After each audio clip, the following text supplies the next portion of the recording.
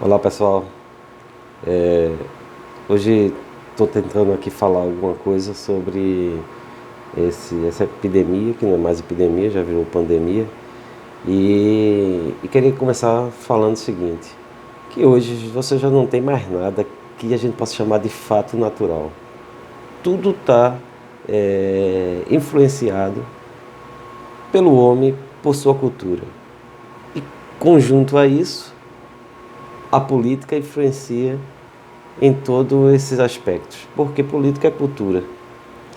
E a gente vive hoje um tempo muito difícil, em que infelizmente as pessoas ainda não estão acreditando na veracidade, da periculosidade desse vírus, né? E continua é, é, indo para as ruas, fazendo contatos sociais, o que tem colocado cada vez mais em risco a disseminação fortalecendo a disseminação desse vírus. Basta que a gente preste atenção no que está acontecendo na Europa, e em particular agora, nesse momento, na Itália, né, que ontem morreu 450 e alguma coisa de pessoas. E eu acordei hoje vendo um vídeo que não sei da veracidade dele, realmente não sei, mas foi impactante. Alguns diriam que é a teoria da conspiração, que é para gerar o clima do terror, né? Algumas pessoas preferem ir por aí e divulgar coisas que você tem que estar em paz, tem que estar tranquilo, isso é importante. Mas é também importante a gente ter uma dimensão ou uma clareza ou uma vontade de entender o momento e de entender como se dá essas mortes.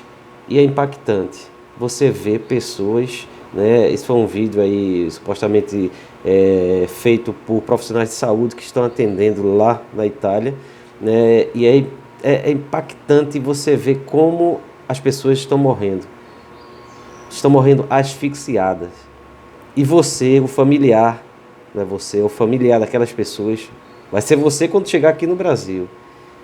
Os familiares daquela pessoa ficam apenas visualizando pelo painelzinho, pela janelinha de vidro lá, porque não pode entrar senão se contamina, né? Nem os médicos estão mais lá dentro, e eles ficam lá agonizando, asfixiados, até morrer.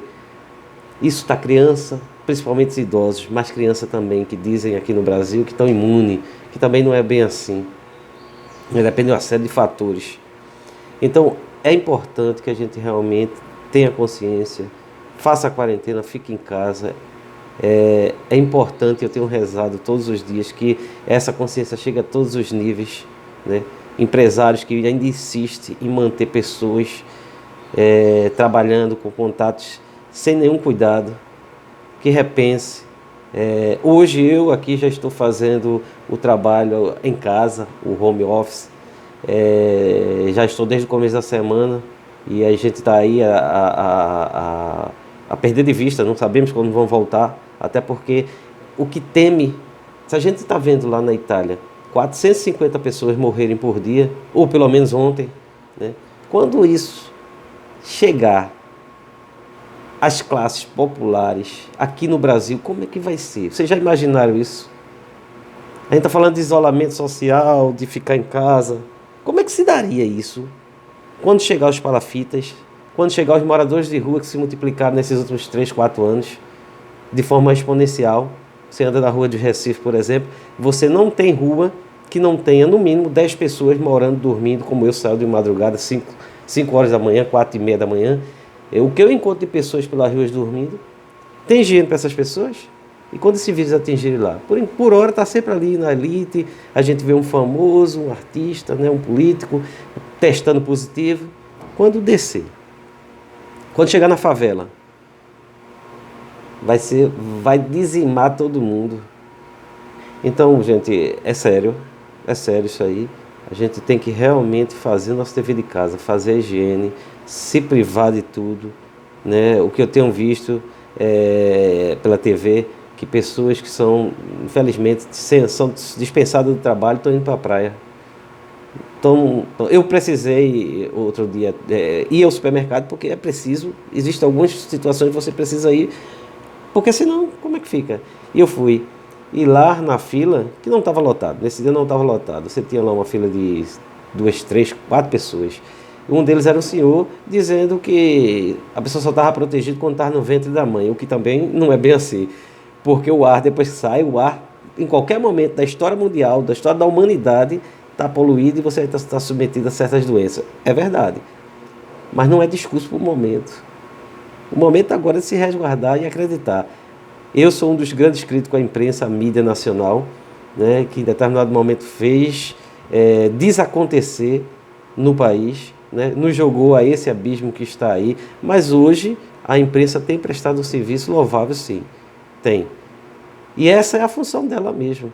Então não adianta, porque por causa de fatos no passado, fatos no histórico recente, de maldade ao povo, né, de deslealdade, né, de enganação que a imprensa fez, hoje condená-la e não querer escutá-la, porque ela está falando o que tem que ser falado mesmo. Ela está pregando como deve ser feito. Então, gente, o recado é isso aí, é sério.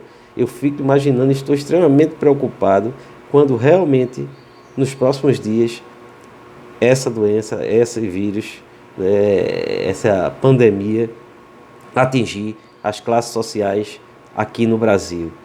Vai ser um desespero total, total, total. Na Itália, a partir de 60 anos, já deixou de ser prioridade.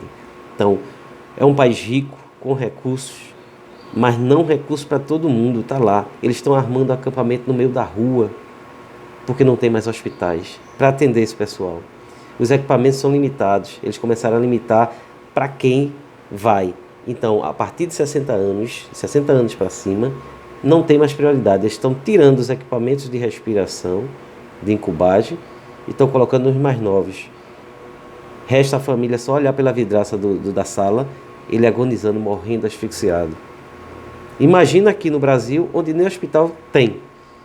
Quando chegar na favela, na palafrita, no morador de rua, volto a dizer, não vai ter nem sequer a janelinha para você olhar ele morrendo. Ele vai morrer no primeiro ataque que tiver. Isso é triste.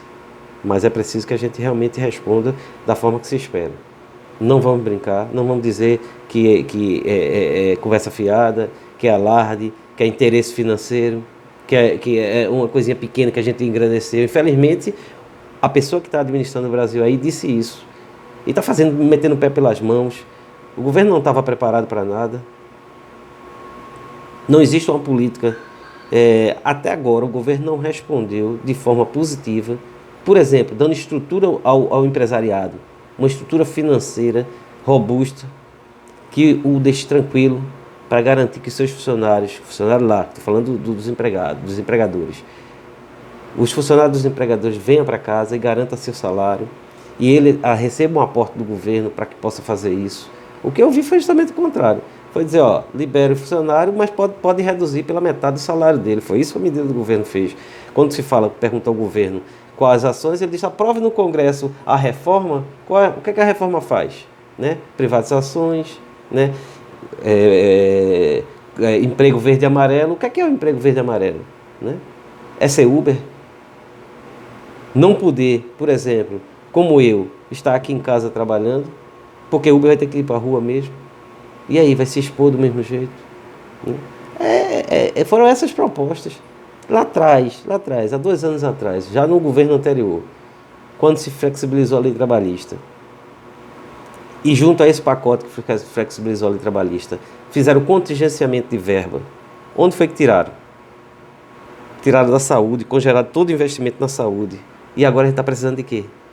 De apoio à área de saúde. Falta hospital, falta remédio, falta equipamento. E vamos ficar 20 anos sem investimento em saúde. Isso foi dito lá atrás, foi alertado que isso ia acontecer. E agora? Essa é a nossa realidade. Por isso que eu termino por onde comecei. Não existe nada, nenhum fato que possamos dizer que hoje é natural. Nada mais é natural. Tudo é influenciado pelo homem e por sua cultura, consecutivamente pela política. Então, gente, está aí o recado. Vamos seguir com seriedade. Vamos ficar em casa. Não vá para a igreja, não vá para cinema, não vá para bares, não vá para a praia. Fique em casa. Só isso, ok? E que Deus nos proteja. Amém.